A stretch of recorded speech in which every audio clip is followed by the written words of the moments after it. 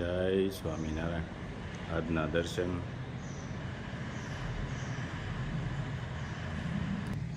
જય ગણપતિ દાદા. જય હનુમાન દાદા.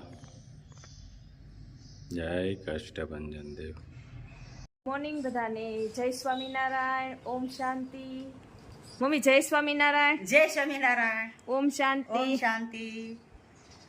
જય સ્વામિનારાયણ. જય સ્વામિનારાયણ. જય સચિદાનંદ. જય સચ્ચિદાનંદ. આજનો સુવિચાર. વાણી વર્તન જુદા જ્યાં, ધર્મ નહીં પણ પાખંડ ત્યાં. ધર્મ વિનાનું વિજ્ઞાન નુલું છે અને વિજ્ઞાન વિના. આજે જુનાગઢ આપણે ઉપરકોટની મુલાકાતે જવાનું છે. અંદર આખો ઉપરકોટ ભરવાનું છે. હાલો અંદર જાવી. જય બજરંગબલી.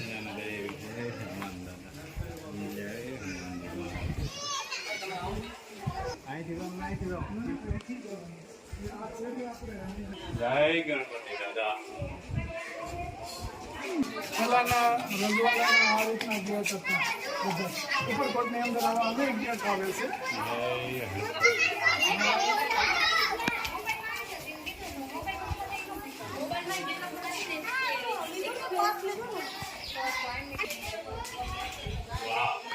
જમાવટ વાળું તો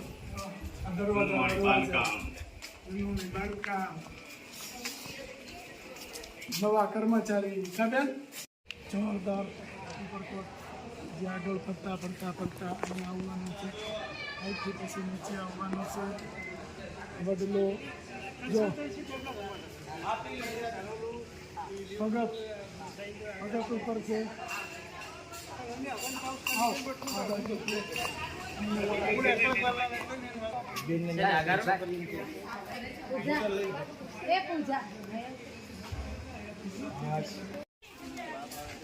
થોડોક તડકો છે પણ આવે છે મજા. રાજુ ને વધારે ગરમી લાગી છે. પાણીની બોટલ લઈને ભેગી જાય છે. પાણી ન હાલે, રેડિયેટર થઈ જાય ગરમ.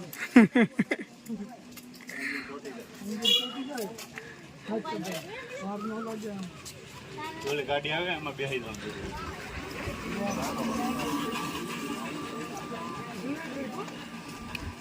હાઉસ ગુલાબભાઈ તમારે એમાં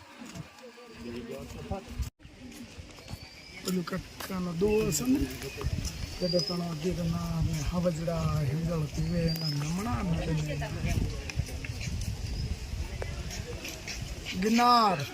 ગિરનાર પર્વત જુનાગઢની અંદર. વાહ રાજુ વાહ. ગિરનાર પર્વત દેખાય છે રાજુ? હે થોડુંક દેખાય છે ને? ગિરનાર પર્વતના દર્શન કરાવ્યા. ત્રાંબાનું છે આખી આ ત્રાંબાની છે માણેક તોપ.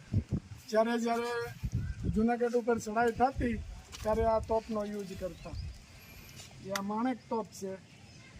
અને આવી તો ઉપરકોટની અંદર બહુ જાજી અનેક તોપો છે. નાના મોટી બહુ જાજી તોપો છે.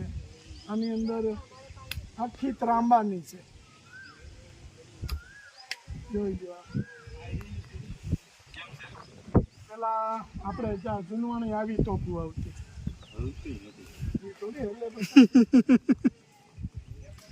હાલો ભાઈ રાજુભાઈ લઈ લો બાટલો.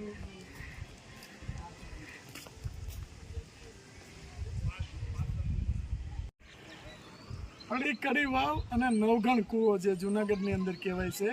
જોઈ લો તમે કેટલી ઊંડો છે. અને આ વાવ હતી પહેલા રાજા મહારાજા વખતમાં. કડી વાવ અને નવઘણ કૂવો.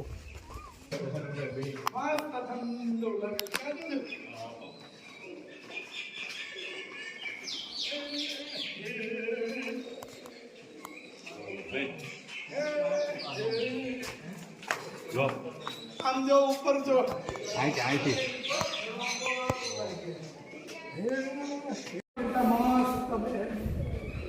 આરામ કરે છે. બધા કબૂતર સાણે પોતી લીધું. વાહ આટલી ઊંડી વાવ છે. જૂની વાવ જુનાગઢમાં.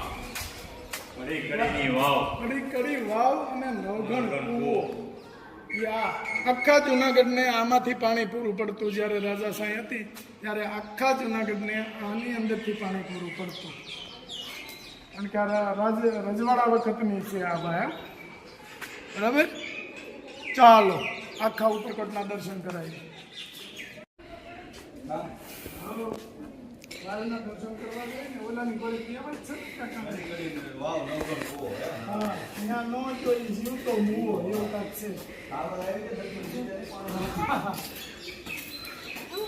કડી વાવને નવગણ કૂવો એનું સલામત ન લીધું, એ જિંદગીમાં ન જોયું, એ જીવતો મૂવો આવી કહેવત છે.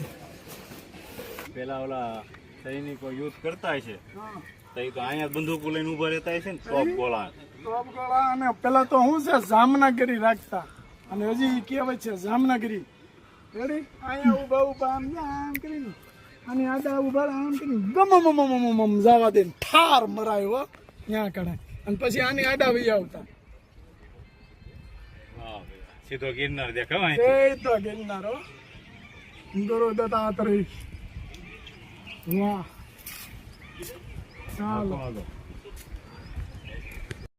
આ જૂનવાણી દરવાજા હતા પેલા. ઉપરકોટ એટલે ગઢ કહેવાય. આ ગઢનો દરવાજો ક્યાંથી ક્યાં નીકળે ને કોઈને ખબર ન હોય. છુપી બારીઓ છુપી બારીઓ. હા, જોઈ લો, આ નજારો જોઈ લો નીચેથી.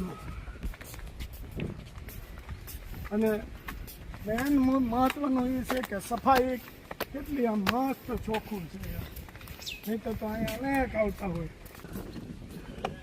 વાહ, આ કડાનાળ આખી ત્રાંબાની જોઈ લો તમે. પોલી તોપ જેવી જ આ તોપ છે. અને અહીંયાથી સાવણી જોતા સામેવાળાની દુશ્મનની, અને કે ફાયર, એ તો ગુમ દઈને જાય હોય અહીંથી. આ જૂની ભડાકા બોલે. અને વધારે યુદ્ધ જુનાગઢમાં થયેલા છે આપણા વિસ્તારમાં. સમજો રાજુ, આ ઇનલેટ ટાવર છે ઉપરકોટમાં. બનાવ્યો છે એમ ને?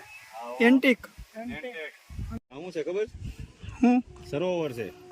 રાજાએ સરોવર બનાવ્યો હોય અહીંયા. ઉપરકોટની અંદર સરોવર બનાવ્યું છે. હવે તમે વિચાર કરો કે જમીનના લેવલ કરતા બહુ જાજુ ઊંચું છે સરોવર. વાહ, મસ્ત સરોવર છે. કેટલાની મોટર હશે? આજનું પાણી એટલે એ ચાલુ એ ઓહો, જૂનવાણી મકાન છે ને. જૂનવાણી મકાન. અને આમ જો જૂનવાણી ફાનસ, જેમાં લેમ્પ ગોઠવી દીધા. હવે પેલા ફાનસ હતા, હવે લેમ્પ ગોઠવી હવે લેમ્પ આવી ગયા એની અંદર. જો ને આમે પાછળ છે જૂનવાણી બધી. જો એ મકાન એ બહુ જૂનવાણી.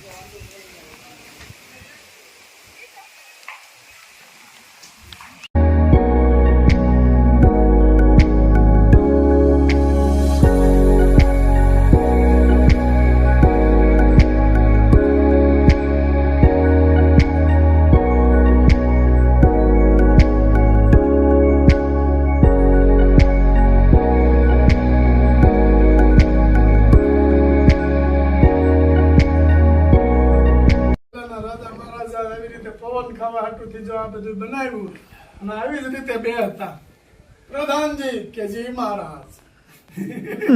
એ માયલું આ બધું હાલે. આપણે ખબર છે એક પેલું રાજુ ભવાઈ આવ્યા હતા. પ્રધાનજી કાકો ભત્રીજો બે હતા. ભવાઈમાં રમત રમવામાં ભત્રીજો એટલે આ તો જોક્સ છે હો. ભવાઈયાનો ભત્રીજો હતા એ રાજા હતા, અને કાકા હતા ને એ પ્રધાનજી હતા. ભત્રીજાએ પૂછ્યું કે પ્રધાનજી, કાકા કે જી મહારાજ, જાઓ તપાસ કરો આપણા રાજમાં કોઈ દુખી નથી ને એમ. મહારાજ, આપણા રાજમાં બધી સુખ શાંતિ છે, પણ એક તમારા બાપા ઈ કે માગી બીડીઓ પીવે છે ને 4 ભાઈને એક જોડી લઈ ગયો, અને કા તમારા બાને ઈ કે એક ટાયરના સંપલ સીવડાઈ ગયો, એટલે ઉઘાડા પગે સાણ વીણતા બંધ થાય. આ જોક્સ છે. એક આપણા પ્રધાનજી હાથમાં રૂમાલ લઈને બેસી ગયા ને શું જોઈને આપણા પ્રધાનજી ઠાકી જાય છે બહુ. શરીર સમાયું છે, શરીર સમાયું છે એટલે ઠાકી જાય. તડકો છે. તડકો છે અને પછી ઓલે પણ હકીકત જો અહીંયા ઉપરકોટમાં રાત રહેવા નથી દેતા. અહીં રાત રહેવા દેતા હોય ને તો ખાવાય ન જોઈએ હો. એટલી મસ્ત મજાની ઊંઘ આવી જાય. રાજુ ભૂખ્યો થઈ ગયો ને? રાજુ ભૂખ્યો થયો છે. અને પફ, હા બટેટું હોય એ એને વધારે ભાવે. બટેટું જોઈ પફ અને ચોસ. રાજુ આપણે તો બહારનું ખવાય નહીં કા રાજુ? તો ઈ એટલે આપણે કેટલું રહેવાય આપણે? હા આપણે ઈ ન સામે બહારનું ઓછું ખાય. અને આને બટેટું હોય એટલે લાગે ને લાગે. હવે રાજુ કે મને બટેટું વાળું કાંક ખવડાવો. બપોરે ચાક હતું મંદિરે પ્રસાદમાં, પણ એમાં બટેટા ને રીંગણા બે હતા, એટલે રીંગણા કાઢી નાખ્યા ને બટેટા ખાઈ ગયો. ત્યાં એને જામી નહીં. આજ આખો દીમાં એને બટેટું ન મળ્યું. બરાબર હે રાજુ? એવું થયું ને? સરસ લ્યો તો જી કાઢ બટેટું.